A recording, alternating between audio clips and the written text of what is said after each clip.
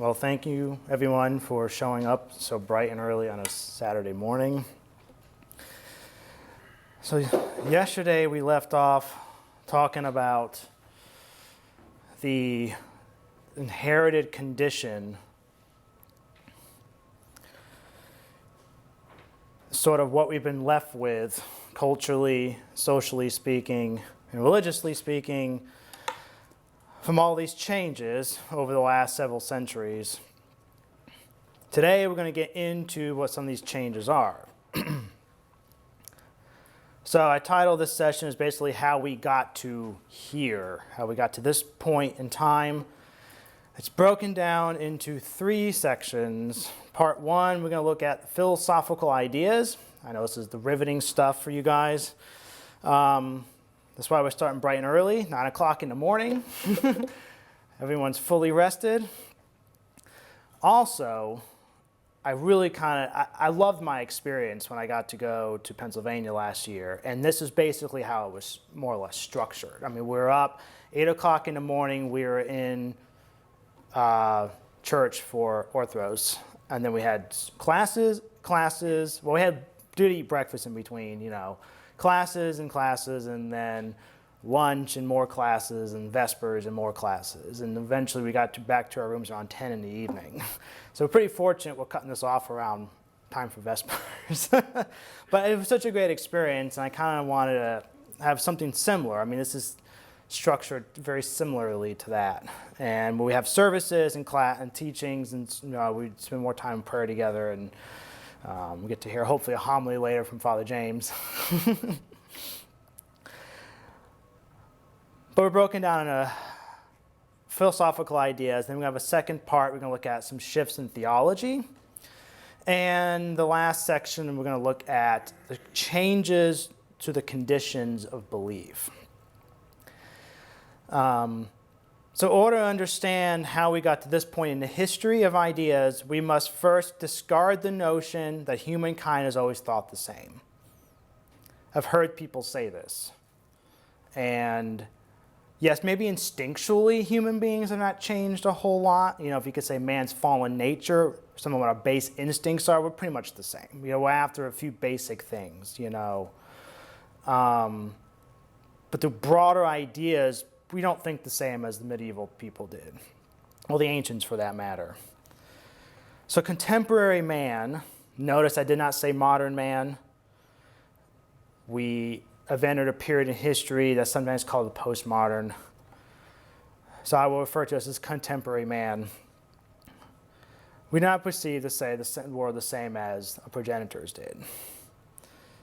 In order for the church to better bear witness to the kingdom, we need to have a basic understanding of how these ideas have evolved over the ages. We do not live in a cultural vacuum. We are, as human beings, are products of our culture, whether we like it or not, whether we are aware of it or not. The more cognizant we are of this, the better we can communicate the gospel to this generation. So we're going to look at the late modern, end of the Middle Ages, Renaissance period, okay? This is post-Reformation. So Martin Luther had already got the ball rolling. Actually, I didn't even really think to talk about Martin Luther a whole lot. But what he did, 1517, he nailed his 95 Theses on the door of the Wittenberg Church, which basically got the ball rolling for the Reformation. So one of his key ideas was the freedom of the Christian. I mean, he has a book, Freedom of a Christian, excuse me. And he puts forth in there the freedom of each individual believer to read Scripture for themselves and not be subject to councils or popes, etc. This idea paved the way for the Enlightenment, or the Age of Reason. Each individual person could be subject only to himself, for the most part, or his reading of Scripture. Martin Luther was in that extreme. However, his ideas eventually led to that. So, post-Reformation, now we have Europe killing everybody, killing each other in the name of God, basically. You have some of the religious wars. And enter René Descartes, the French philosopher, mathematician. He sees a problem, these religious wars. We've had Protestantism, we have Catholicism, we also have the stuff going on in Islam, but this is also several centuries after the Crusades. The Inquisitions were still in the mind of people. So his desire was to find a starting point, something irrefutable that all men can agree upon. So if we can all agree upon this, then maybe we can stop killing each other. He believed in this idea that good sense or reason is by nature equal in all men. In his work, The Discourse on Method, he put out 4 rules for himself. One is he was to accept nothing as true, which he did not clearly recognize to be so. He divided up difficulties, which he examined into as many parts as possible. He carried on reflections in due order from the simplest to the most complex.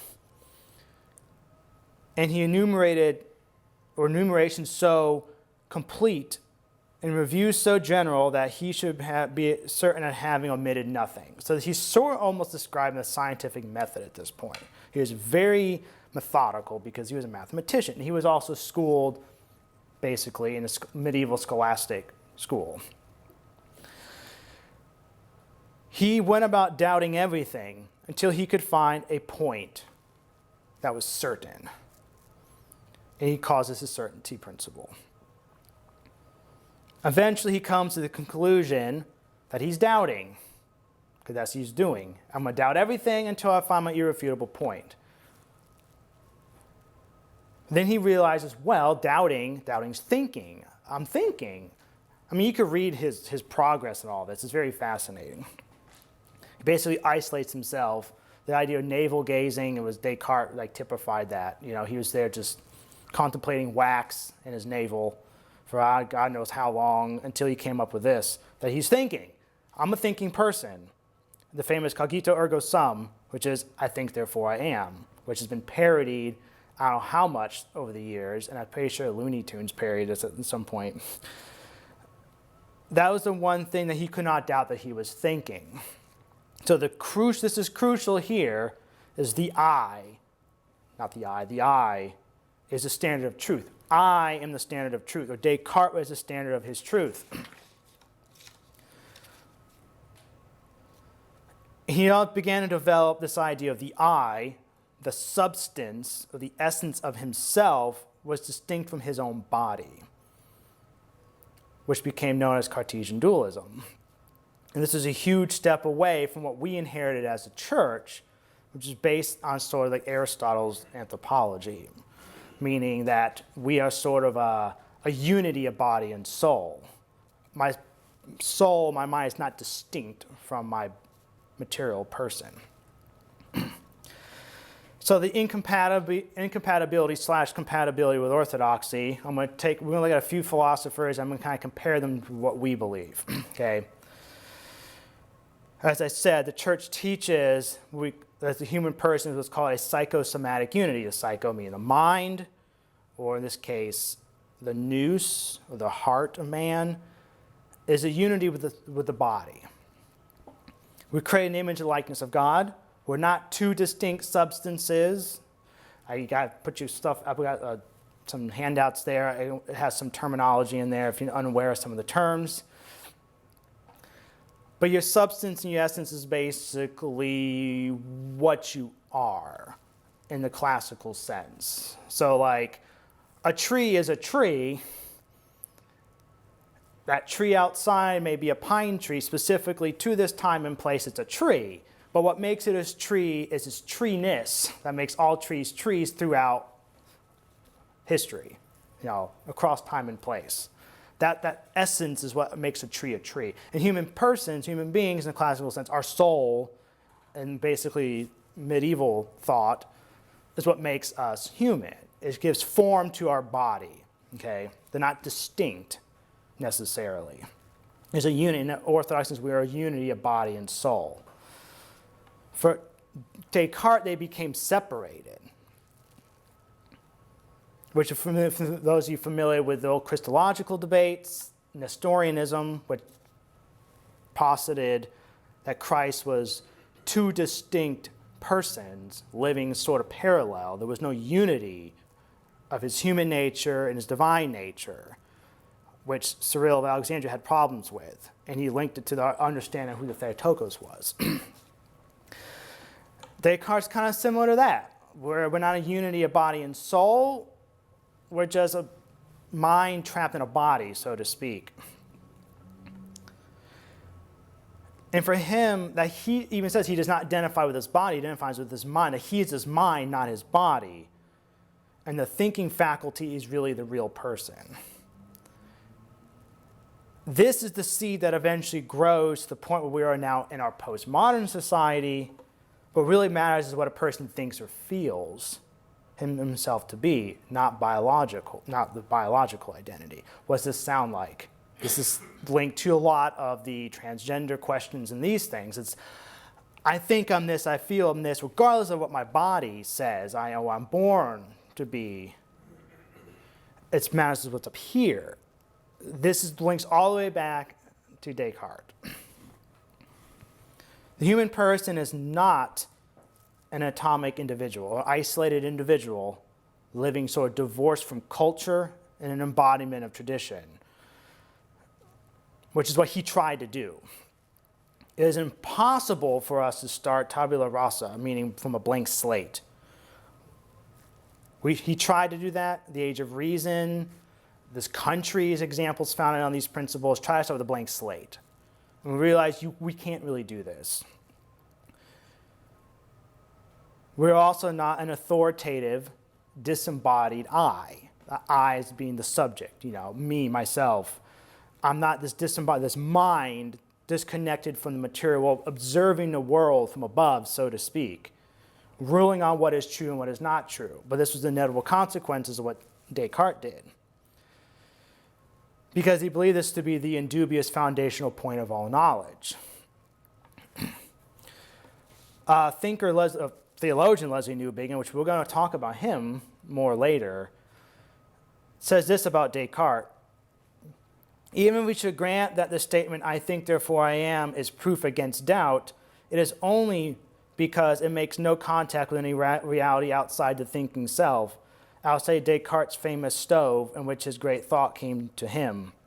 He goes on to say that another point that Descartes could never find, he goes on to say that he can never find this irrefutable start point because he wrote in Latin, which he did not invent. He did not invent language. He wrote from that point. He used a language which had been developed over centuries. He used some concepts that have been developed over centuries. He's not finding a blank slate here.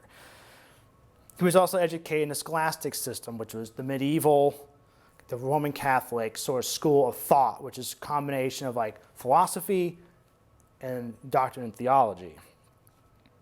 He slightly altered metaphysics in our theory of knowledge, which is called epistemology, which basically put civilization on this crash course with our modern age. Why would he put us on this crash course? Well, because those who followed in his stead continue to further this, we call the Enlightenment project, over centuries, which changed the conditions of how we believe and how we perceive the world. Vladimir Lossky tells us that the God of Descartes is just a mathematician's God. So we're going to start to see the differences in how philosophers define God makes a difference in who God is, and why eventually this leads to what Friedrich Nietzsche calls the death of God. Am I with me so far? Okay.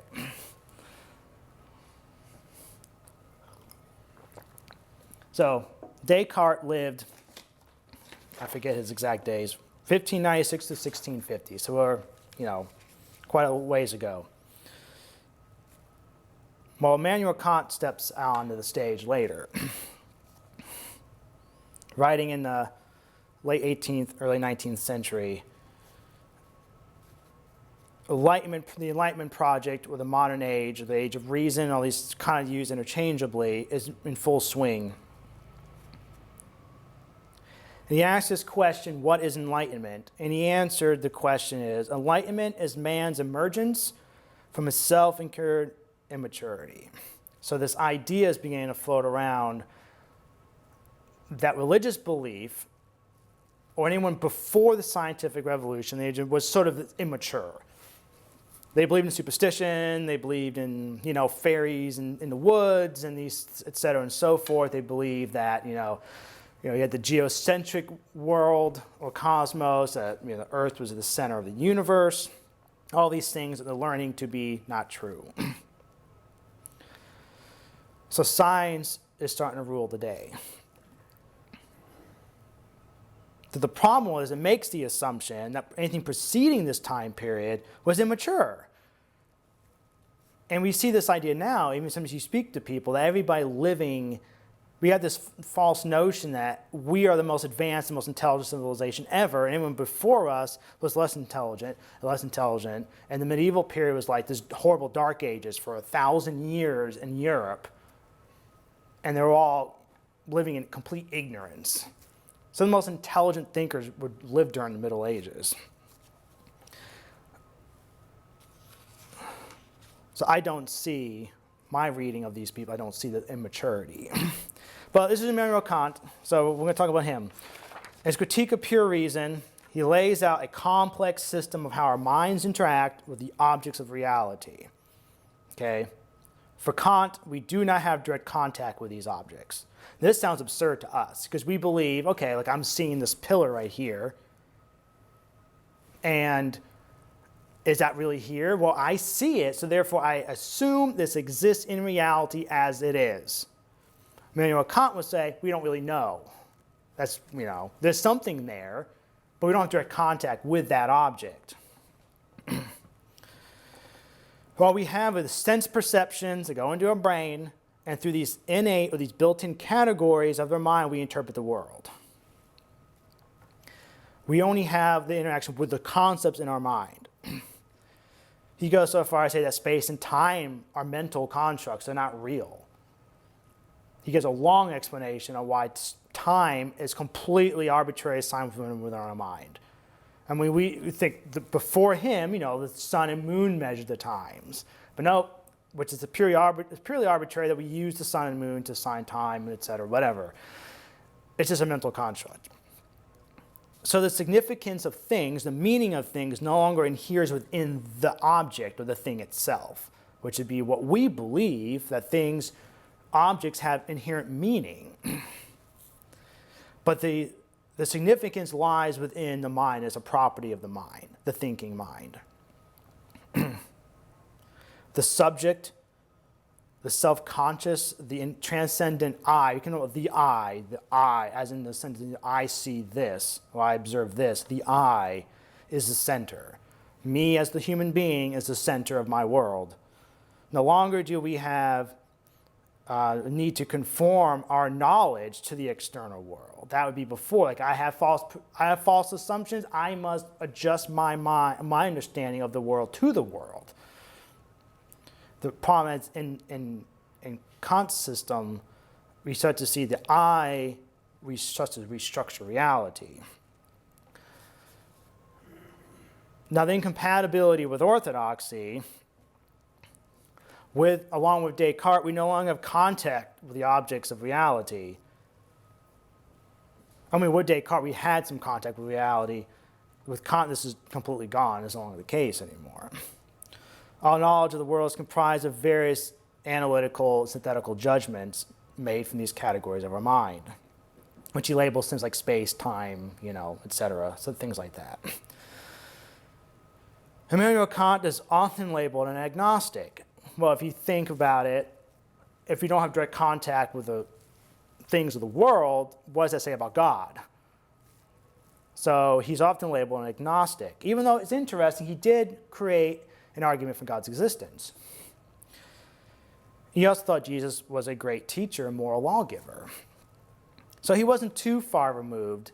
Immanuel Kant's an interesting character because a lot of Christians like to they still like his moral and ethical views. I mean, a lot will defend Kant, even though they may not agree with some of his other views. anything of the supernatural had been ripped out of the cosmos by his predecessors, and now it's just completely gone. Even though arguably his metaphysics was devoid of God, he did need to retain God, though, in his moral philosophy. So God's still present in these thinkers, but he's usually pushed back to some kind of like first cause, like the world runs like a machine, but someone they couldn't explain how that world came to be, how things got set in motion, like often the wind-up watch is sometimes used as an example here.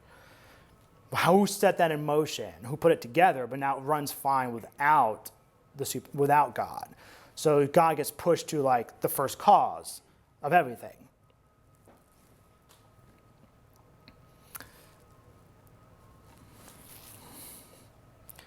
We're going to see eventually how he continues to get pushed further and further out.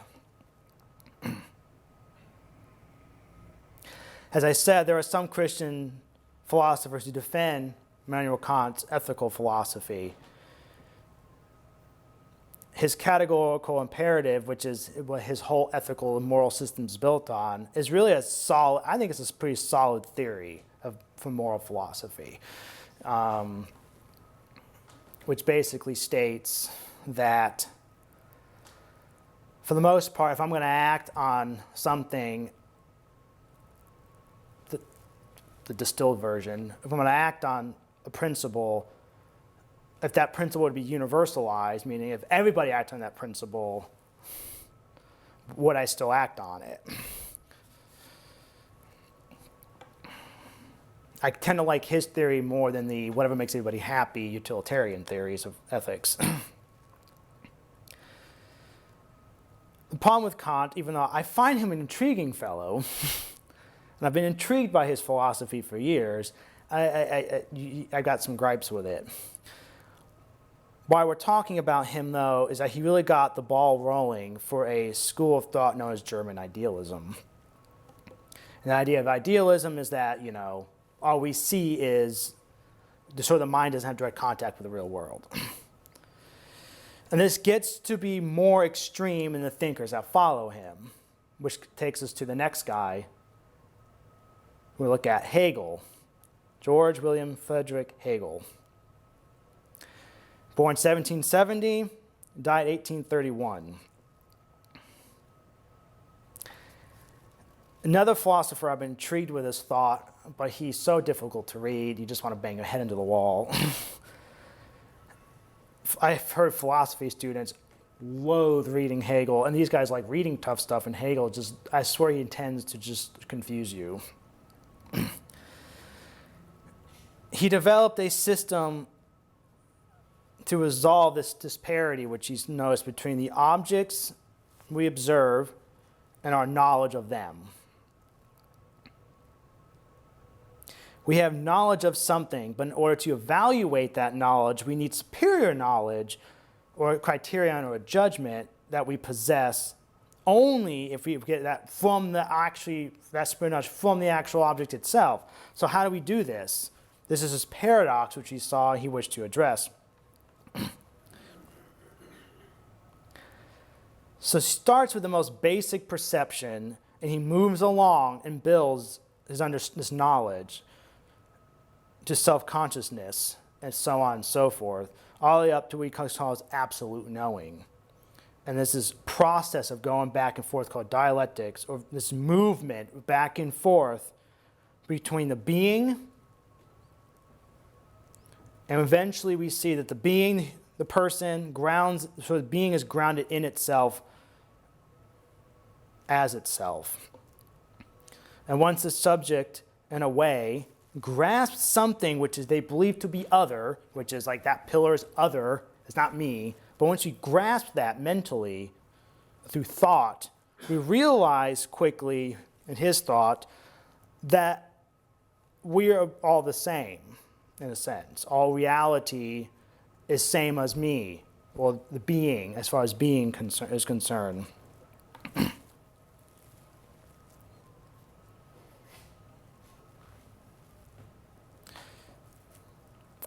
Of the absolute, it must be said that it is essentially a result. The only in the end is what it truly is. And truth or knowledge, as you call it, is totality. All truth is this all-encompassing totality. Okay, and the subject, here we go, the I again, is the becoming through mediation, as mediation is nothing beyond self-moving self-sameness. This is his word. This is why it's confusing to read. This mediation is nothing but self-moving self-sameness, or is reflection into the self, the moment of the I, which is pure negativity. Which basically just sums up the fact that all being, in his philosophical system, all being is essentially the same. And its being is grounded in itself. The classical notion, of like the Christian notion, more would be we as sort of like contingent beings are grounded in God's being. He is the source of all being. But in his thought here, it becomes grounded in itself. The subject, again, the I, the substance, the human, or the nous in his mind, or the simplicity, is the substance of things. So what the problem is radically changes how we speak about being and thought. Karl Rask tells us this, a theologian tells us this, that it transformed the critique of metaphysics into a metaphysics of self. And this is what becomes relevant for us. The metaphysics of self, where the divine is intimately and triumphantly posited as human thought thinking upon itself. The idea of being as thought thinking upon itself, of course, is Aristotle's original notion of how one comprehends God. But Hegel took the exceptional step as identifying God as being, with the philosophical possibilities of human thought. So for Hegel, the thought and being are one and the same. So what basically comes down to is that being is thought thinking upon itself. But what does that mean about God? If God has always been considered the source of being, or being itself, as many theologians have taught, then if being is merely the subject thinking upon itself, this becomes sort of the divinization of human thought. And since for many God is being, what does this mean of the concept of God? Basically, this becomes a divination of the human person. This almost sounds, this sort of basically becomes a conflict with orthodoxy, which teaches the divination of human beings, or the deification, the theosis of human beings, is in union with God, not through some kind of philosophical totalitarian knowledge system. Hegel tells us that the concept of being is linked with the concept of non-being. This is nearly congruent with some of our theology, actually. When you get into like the mystical theology, like Dionysus, Vladimir Lasky talks about this a lot too. But the difference with us is that we believe God is beyond these two concepts of being and non-being. They're not this intermixture of things we get with Hegel. According to Lasky himself, Hegel's critique stresses that being is the most vacuous of notions, that the concept of being is none other than our thought thinking about them. And this dialectical process seems to be the divination of reason, but in reality it becomes us immanentizing God. Or we're sort of confining God to human thought. Florovsky tells us that German idealism is just a theory of God-humanity without the God-man. This sort of becomes, in Hegel's thought, the elevation of human thought to the divine. I don't know if that was exactly Hegel's intention, but that was the inevitable outcome. Now we get to Friedrich Nietzsche. Why I painted this arduous, trying to make it as riveting as possible, this arduous story between Descartes and up to Hegel, and I skipped some of the other thinkers, the more like the pragmatic traditions and that kind of stuff, because I really wanted to get to Nietzsche, which is a German thinker, and a lot of what he was critiquing came from German thought. So we had to go through Kant and Hegel to get to Nietzsche. Friedrich Nietzsche, born 1844, died in 1900. He says, "Whither is God?" Or where is God? He goes, "I will tell you, we have killed him, you and I. All of us are his murderers." The model of the divine as immanent being, which we see in Hegel, as thought thinking upon itself, has really become the reduction of God to really nothing. Essentially, we have killed God, according to Nietzsche. Nietzsche is a famed, atheistic philosopher. His atheism is up for debate, though. He really critiques the God of the philosophers. He's also, he criticizes Christianity quite a bit, too. However, his Christianity of his day was so wrapped up in this idea of like Kant and Hegel's philosophy and some of the sort of touchy-feely Christianity you were getting at that time too. No wonder why. He's like, this is the case and we've killed God. I mean, he's the famous one that you see, sometimes you see shirts that says like, God is dead, Nietzsche. Well, because he said God is dead. But he says that we have killed him. He plays this role of a prophet declaring the ugly truth of modernism that we have killed God. And so to speak, he announces the dawn of nihilism, which nihilism, of course, is the meaning that there is like really no meaning or no value to anything. I kind of read Nietzsche as more of like prophetic words. He says in his Twilight of the Idols book, "You ask me what's idiosyncratic about philosophers." And by the way, Nietzsche did not like philosophers, even though he was one. "There is, for instance, their lack of sense of history, their hatred for every notion of becoming the Egyptianism. They think they're honoring a thing if they dehistorize it, if they make a mummy out of it. Everything that philosophers have handled for thousands of years now have been conceptual mummies. Nothing real escaped their hands alive. They kill and stuff whatever they worship. These gentlemen who idolize concepts, they endanger their life whatever they worship." So we arrive to the death of God in philosophy. There's a story about a philosopher named Pascal that supposedly when he died, they found in his pocket, if the story's true, there was a note that said, "Not the God of the philosophers, but the God of Abraham, Isaac, and Jacob." And he lived around a little before Descartes, I believe, or around Descartes' time. So he began to recognize at that point that the God of the philosophers is not the same as the God of Abraham, Isaac, and Jacob, who we worship. This is the problem with sometimes sort of bringing philosophical thought into theological thought. This is why Tertullian in the 2nd century goes, what does Athens have to do with Jerusalem? Was Greek philosophy have to do with the revelation of God in the person of Jesus Christ? For him, they were not the same. We have, of course, a tradition where you see some of the great church fathers, like the Cappadocians, Saint Basil the Great, and Saint Gregory, the theologian, but there's tons of them actually, but they use some philosophical concepts, but they didn't take the gospel or the apostolic tradition and reduce it down or squeeze it into philosophical ideas.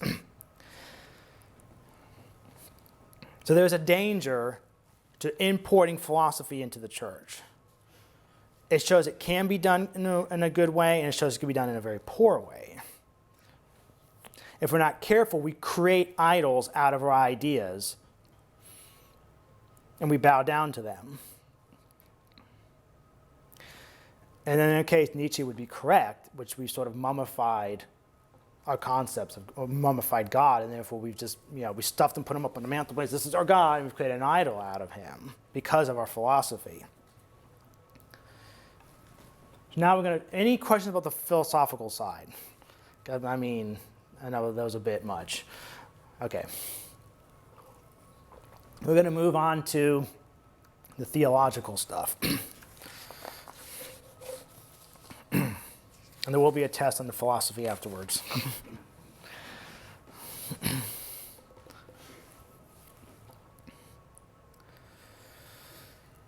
Okay, so in theological shifts, we're going to look at two main areas. Theology of Sacraments, and we're going to look at a little bit of Trinitarian thought. In classical Christian thought, a symbol is real. It's not opposed to something real, as most of the time now we see an idea of a symbol as something which stands in for something absent a lot of the times. Like an example, a billboard would be a sign. Well, that stands in for the place of business. The place of business is not up on those two stands, those two poles in the ground, but the sign is. A stop sign is not, it stands in for the actual law. You're supposed to stop here.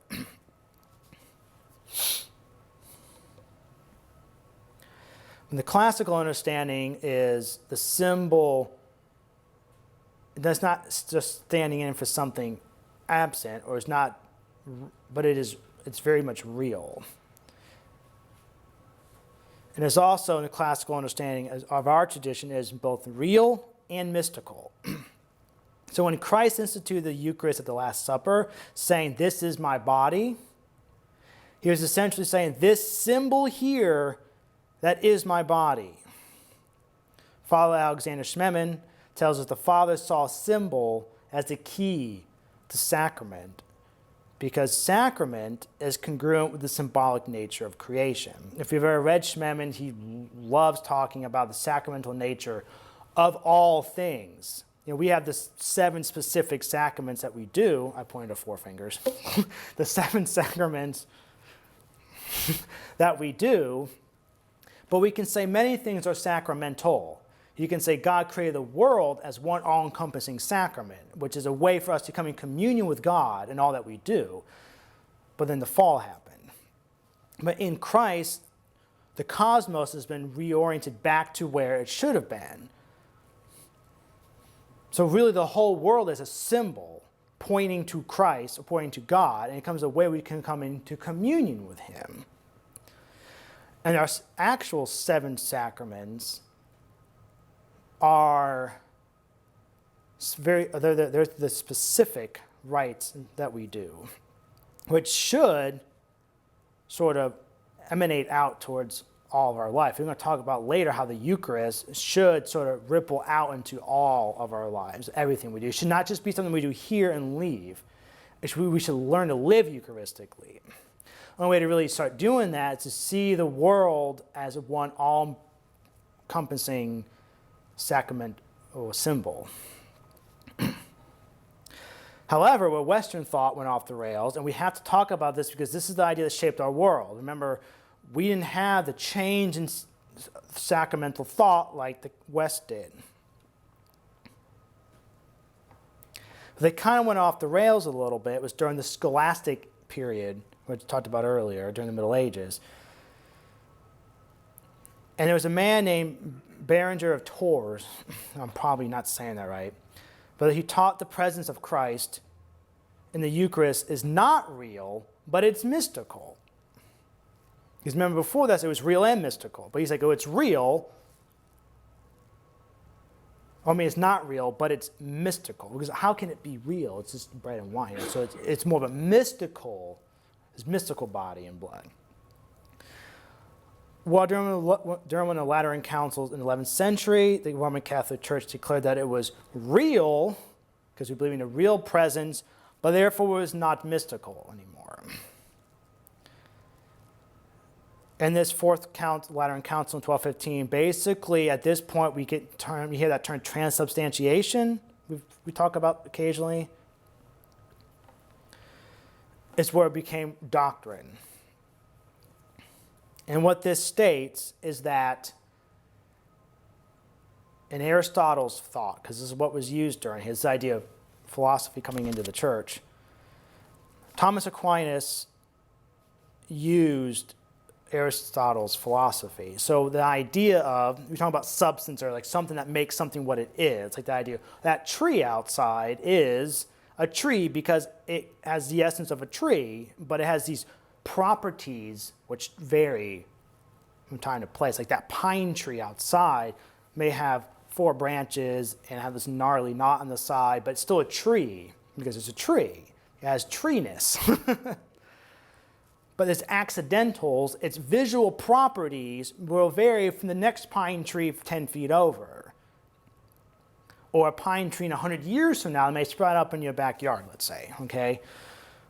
What they did to explain this change, this transubstantiation, this change, was that the substance of the bread and wine changed into Christ's body and blood. But the accidentals, what makes it look like bread and wine, remain the same. And why this is a problem, according to Father Alexander Schmemann, in which I agree, I would not be referring to him, is that this sort of, he calls it the final blow to sacramental thought in the West. And the reason why is that it says matter, the created world, cannot properly or cannot communicate the divine at all. Since the body and blood, the bread and wine, the substance what makes the bread and wine had to be replaced with the divine, completely replaced. Where in our case, we believe the matter, the material world, can communicate the divine. This is why we do so many things that are so physical in church. It's why we kiss icons, which is why we have incense and we light candles and we bow. We believe that matter has been redeemed. Creation has been redeemed in Christ. So for us, it's this very mystical thing. We believe it is real, but it's mystical. We don't really go into details of how the change happens. We don't even like to pin down the exact point in the liturgy when it happens. We say, I'm going to do the anaphora and the epiclesis and it happens. It's a mystery. And I actually think I like the older terminology. I'm not calling them sacraments, but calling them the mysteries for that reason. Because it is a mystery. We don't need to go into explanations of like how the Eucharist comes to be or what exactly happens at baptism. We look at the prayers, we can say this is more or less what's going on, but the details, we go, it's a mystery.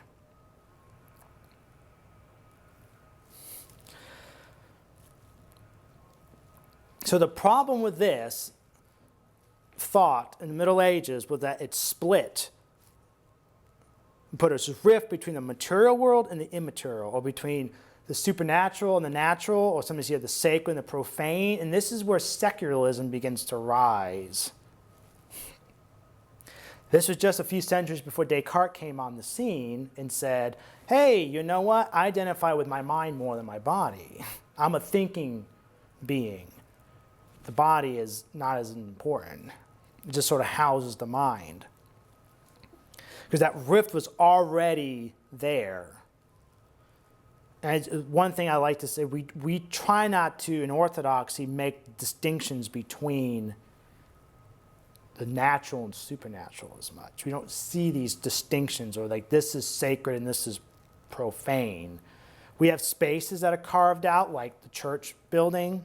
This is a sacred place, but that does not mean that you can't have a religious experience or you can't go pray someplace else.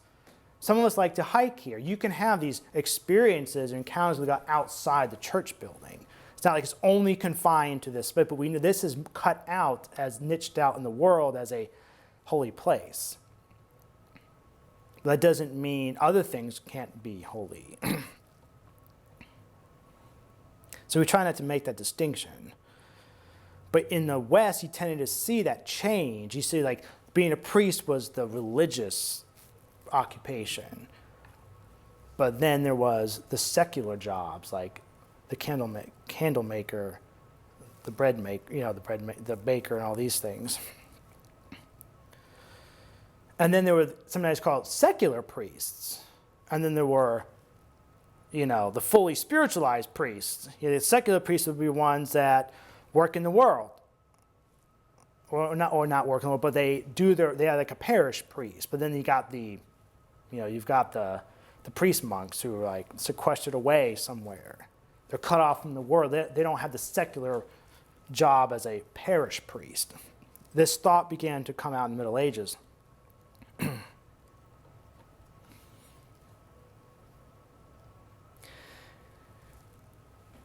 To reiterate, for us, the Orthodox, matter, or the creation, the cosmos, has a sacramental character precisely because it is symbolic. And in a way, we come in communion with God, and it is adequate for communion for believers because of the incarnation.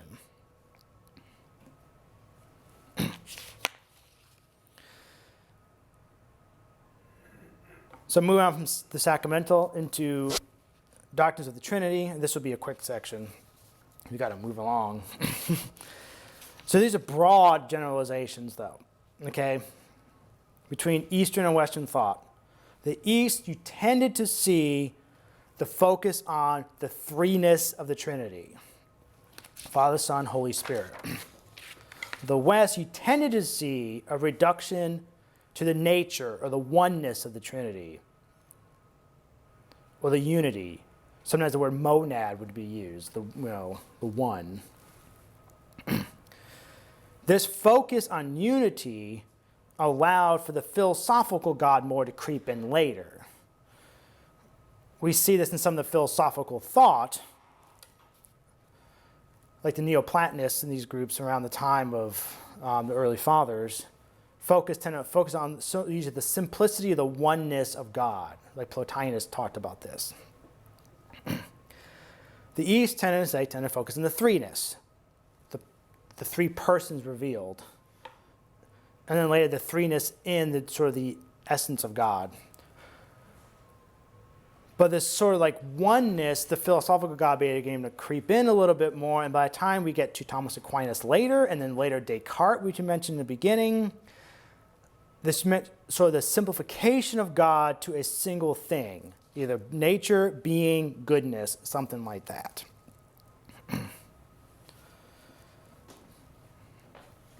So, any questions about theology? That was a little shorter. Don't worry, guys. It gets more exciting later. Okay. The last part, we can talk about the conditions of belief. What are conditions of belief? According to Charles Taylor, they are shifts in the plausibility conditions that make something believable or unbelievable. There's a sociologist named Peter Berger who called these things plausibility structures. And what these are sort of the patterns of belief and practice that are accepted within a society. These structures act on what is considered believable or unbelievable, or even sometimes get to behavior, what's considered acceptable or unacceptable behavior. They're sort of like not well defined. We just know, They act as the criteria for what is deemed acceptable or unacceptable. They sort of reign supreme, so to speak.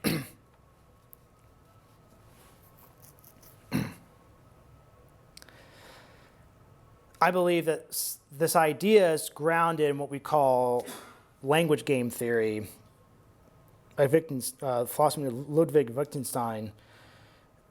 And what this means is that these sort of language sort of regulates how we speak about things.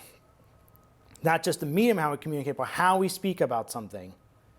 An example would be, if you're going to go to a sporting event or hang out or go watch a game or something, that there's a certain vernacular in which you communicate with other people. Do you know what you're talking about? In church, we have a certain language. Outsiders be like, what are they talking about? It's because we have to learn this language game, the sort of rules for speaking within our context, which is orthodoxy. Now, these are preconditions to communicate and to dialogue with each other. Okay? See, understanding the limits of these specific languages will allow us to hopefully overcome these disparities. So why I'm mentioning this, why this is so important, is that somebody coming into orthodoxy does not speak the Orthodox language. We are here to teach them. But we have to know our own language, how we engage with the world, which is why we're talking about all this mind-numbing philosophy before, which is saying that they understand the world very different than how we understand it. Knowing the differences in the language is how we communicate with each other. We can't expect them to come in sort of primed for the Orthodox religious experience. They're not going to know much. Some people come in pretty, ready to go. I think I did, and I think Jim did. Some of us pretty well read before we came in. Some people just show up like, I want to check this out, and then they're hooked, and they don't know why, but they love what they experienced during the liturgy. So if we want to share our faith, generally speaking, with someone who is not raised in this Orthodox context, or the Christian context in general, let's say, there are certain hurdles we must get over. Like words like salvation and grace may prove absolutely irrelevant. We can't say, oh, come to church and you experience God's grace. Like, they don't know what that means. So we have to learn to rethink things. If we wish to share our Orthodox faith with someone who's, say, Protestant, we must never, ever, ever assume that shared words have the shared definitions. This is a huge problem I've noticed with people. And a few times I've engaged with people outside church. Sometimes I've asked them, what do you mean by the word God? Because we're probably not saying the same thing. We're going to have to figure this out. I'm not going to make any assumptions. Because as we know, we've got the God of the philosophers. Hegel's God's very different than what we say God, who we say God is. So the aforementioned words salvation and grace have different meanings. When Orthodox say grace and salvation, we mean very different things than, say, the Baptist church down the street or the Methodist church over here. When we say salvation, we're talking about theosis. When they say salvation, it's usually the sort of like the juridical view, like Christ took our punishment for us. So Charles Taylor, we're going to talk about him because a lot of this section is influenced by Charles Taylor. In his magnum opus, The Secular Age, he poses this question as why was it virtually impossible to not believe in God in, say, 1500 in our Western society, while in 2000 many of us find that it's not only easy but even inescapable to not believe in God. It's because we've been on this path towards secularism for about 500 years or so now. The medieval age, the natural world was understood as a cosmos that acted semiotically or as a symbol, as we were just talking about. The world is a symbol. Society itself was understood as something grounded in a higher reality, namely heaven or some kind of transcendence of sorts. The world was enchanted, and it was open and vulnerable and not closed and self-sufficient. Okay. Now, in order for us to get from point A to point B, some of those things had to be removed in his theory. So the first thing he talks about is disenchantment and the buffered self. So meaning has shifted, as we talked about in Immanuel Kant's philosophy, meaning has shifted to the mind, is no longer in things, remember? Objects do not contain their own meaning. Like I said, we have Kant to things for this. The world is not full of magic or the supernatural. One does not suffer from demon possession, but mental illness. For these things to make sense, one is no longer vulnerable to the world, no longer open or porous, as he calls it, but we've become closed and self-contained, where there's atomic or autonomous individuals with no influence from the outside. And like living in larger homes, driving in cars, work cubicles, technology, social media, all these manifestations of this has really just continued or aided in the buffering of each individual. We don't have to have contact. We don't have to leave our house most of the time, even if we don't want to. Food can be delivered to the door.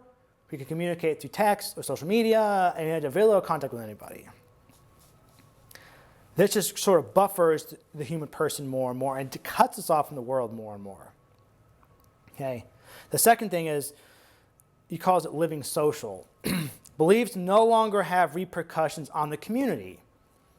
We all live as individuals, like I said, and so the buffered self also paved the way for the social relationship. So it's this idea of, I can believe what I want to believe, it doesn't affect the community. The reason why heresy was taken so seriously in the Catholic Church in the Middle Ages because it was considered not just someone's personal belief, but it could literally destroy an entire city.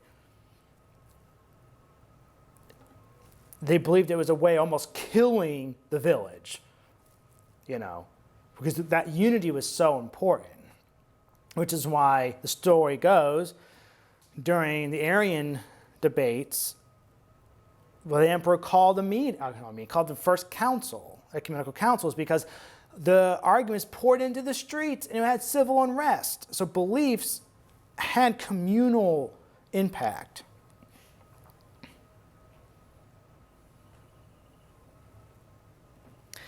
Now we have this idea of the social contract. We all live socially with some semblance of harmony. We all agree to certain laws, to certain, mores, etc., as long as we keep things out of the public sphere. Certain things we don't talk about. Don't talk about religion, don't talk about politics in the wrong company. Why? Because you got to keep that social contract happy, we got to keep each other happy so we can go to work together the next day or whatever. We don't have a lynching or a heretic burning or something like that. So we had this disenchantment in the buffered self, how we lived socially changed, and how next thing we lowered the bar. In the Middle Ages, people lived for eternity, but that was very stressful. So society used to have these sort of pressure valves, which are called carnival, which are ways to blow off steam.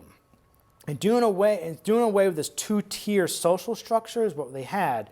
So they had this the average person, the average worker, families, and you had the lower tier, they had the secular jobs, and you had those with the more spiritual jobs. So there's two-tier to society. Those who work, those who pray for the world, etc. And we all try to do our best. Most of us would be in the lower tier now. We did our best to try to live with eternity in mind, but they created this tension in the medieval world, which the modern age decided to do away with. They eliminated the world. Everyone's put on an even playing field. All people were created with an equal amount of reason. We're all endowed with reason. We're all given the most part, same chances. You could either choose to live this way or choose to live this way. So this eventually dissolved this sort of two-tier idea the whole society was structured on. The idea of time has changed too. Kairos is limited, and we inhabit a fully secular world. So we don't have the divine, we don't have the transcendent God's time, heavenly time. We don't have the eternal time. It's all we all live in a secular time period. We can attest to it. We kind of live in both worlds. We have the ecclesial calendar we follow, which is superimposed on our regular secular calendar right now. We look at our secular calendar, we see it's one overlaid in the other, basically. We follow the standard years. We see Father's Day, Mother's Day, and all those are put in there, but the secular calendar is there. Our ecclesial calendar is still there. The problem is time has no purpose anymore. The Judaic linear time, what the Jews believed, sort of climax into fullness in the end. And then we also had the more pagan idea of the cyclical rhythmic time are both eliminated. And the church sort of adopted both. We see the cyclical times. We go through church cycles, feasts and et cetera. Every year we go through the same cycle, a little deeper and a little deeper and a little deeper. But we also believe there is an end where all things will be fulfilled. So we have the Jewish understanding and the sort of the Hellenic understanding of time. But this is done away with in the secular world. Time is just not really doing anything, it's just not really leading anywhere. There's no fulfillment, there's no fullness of time, nothing. And then the cosmos has changed. We no longer have the cosmos, it's been replanted by the word called universe. Cosmos implies more, you notice I use the word cosmos a lot when we're speaking today. Thanks to Copernicus, who discovered heliocentrism, cosmology has shifted from this. We're no longer, Earth is the center, the sun revolves around it. We are in this large, expanding, impersonal, cold universe. Cosmos is a sign or a symbol that points beyond itself. The universe tends to be more deistic, naturalistic, operating with a natural law, and therefore impersonal. Those are the few things which had to be removed to make way for these changes in belief. There's also reform. The reformers desacramentalized the world, or cosmos. This sort of also echoes the shift of the change from cosmos to universe. Theologians and philosophers have focused so much on us as the autonomous individual who is endowed with reason, and with a proper education training we can live virtuous and moral lives. We also begin to see the elevation of the perfect society and the reformers. This drive pushes us one or two directions. Either we get Puritanism, which this country was founded upon, more or less. So creating this perfect society with all these rules that people had to live by, created sort of these little puritanical sects. Or you get the antithetical reaction, the 60s counterculture, where it's like love and peace and whatever. No obligations, no institutions, no law, anything. The problem with this, Charles Taylor tells us, is that this has removed transcendence from our world. Everything is immanent. Everything is sort of trapped within this frame.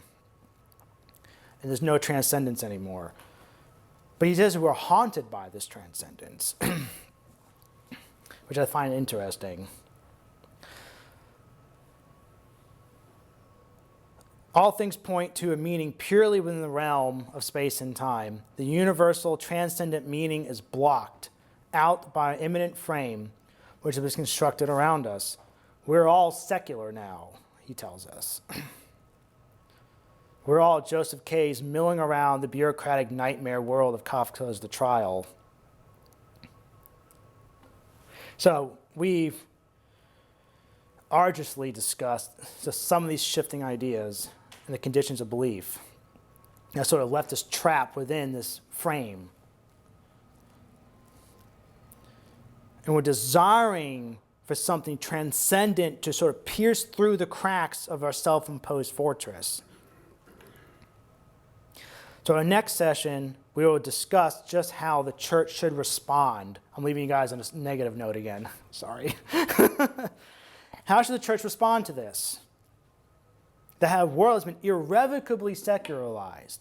A society that Charles Taylor calls Secular 3, which basically means that all things are contestable. Earlier forms of secularism would be understood as like you have a space. The medieval world, it's like you got the secular vocation, the baker. You got the religious vocation, the priest. Shifting more to the early modern period, you got these secular spheres, like the public. Where you go out and work, it's more secular. So there's that dichotomy between the public sphere, politics, where economics happens, commerce happens, is secular more. And then you've got the religious sphere, which is private belief, keep it in your house. Don't bring it out in the world. That's secular 2. The secular 3 for him would be what we live in now, where all things are contestable. All belief is on the table. Everything is of equal choice for the most part. You could choose Christian, of one, many, 20 bazillion subsets of Christianity. You can choose to be Hindu, Buddhist, agnostic, atheist, unaffiliated, whatever. And it's all contestable, and it's all open for grabs. It doesn't really matter what you believe.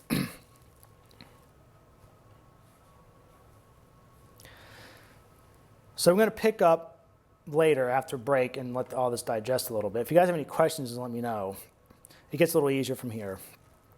I wanted to get the painful part out in the beginning. We're going to pick up on how the church should respond to a culture like this and realize even ourselves are also trapped within this somewhat. And how do we sort of break free of this? So